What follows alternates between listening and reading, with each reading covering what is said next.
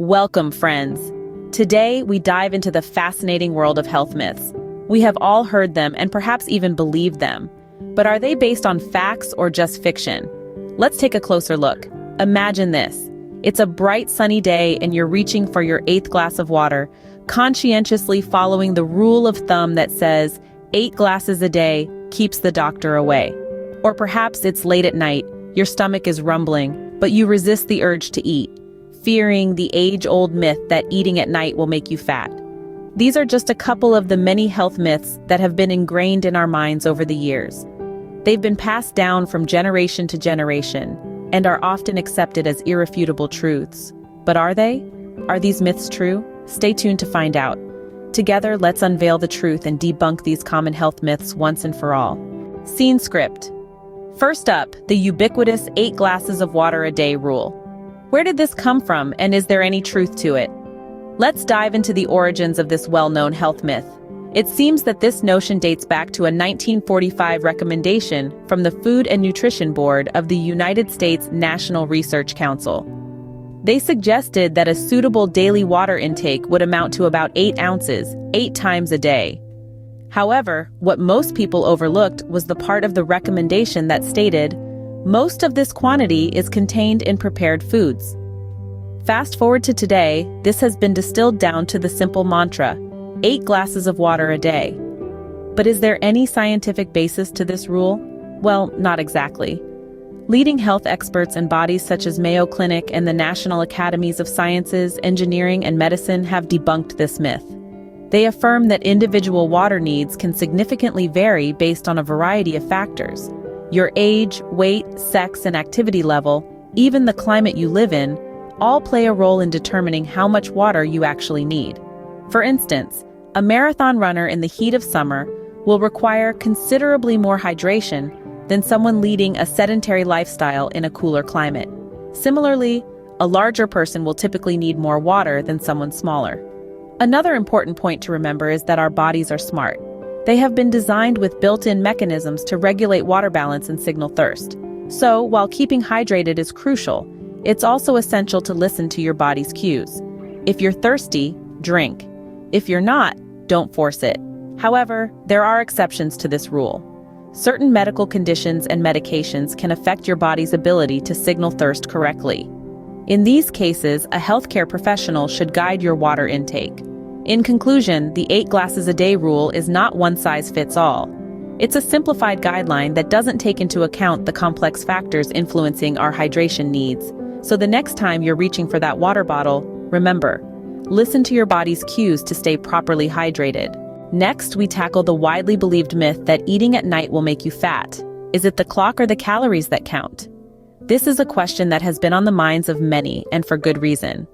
After all, the idea that consuming food late at night can lead to weight gain has been repeated so often that it's almost taken as gospel. But is there any truth to this? Well, let's delve into what experts have to say about this. According to nutritionists and dietitians, the timing of your meals doesn't directly affect weight gain or loss.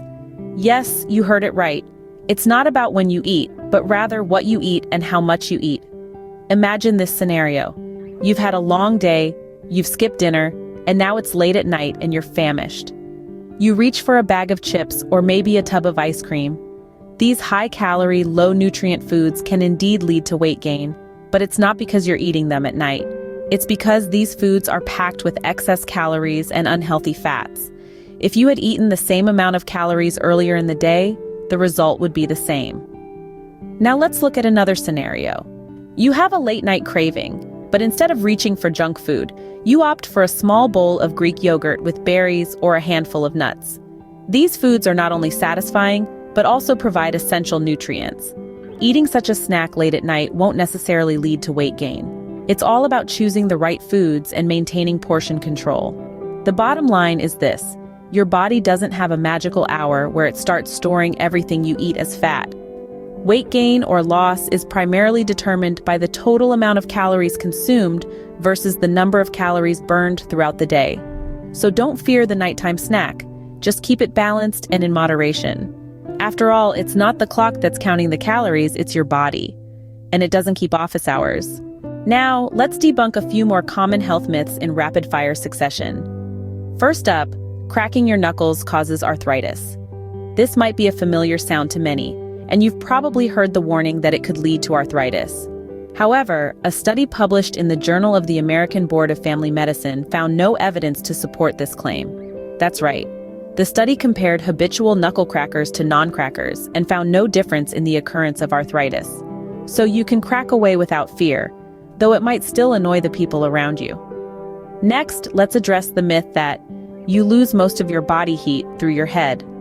This myth likely originated from a misunderstood interpretation of a vaguely conducted military experiment.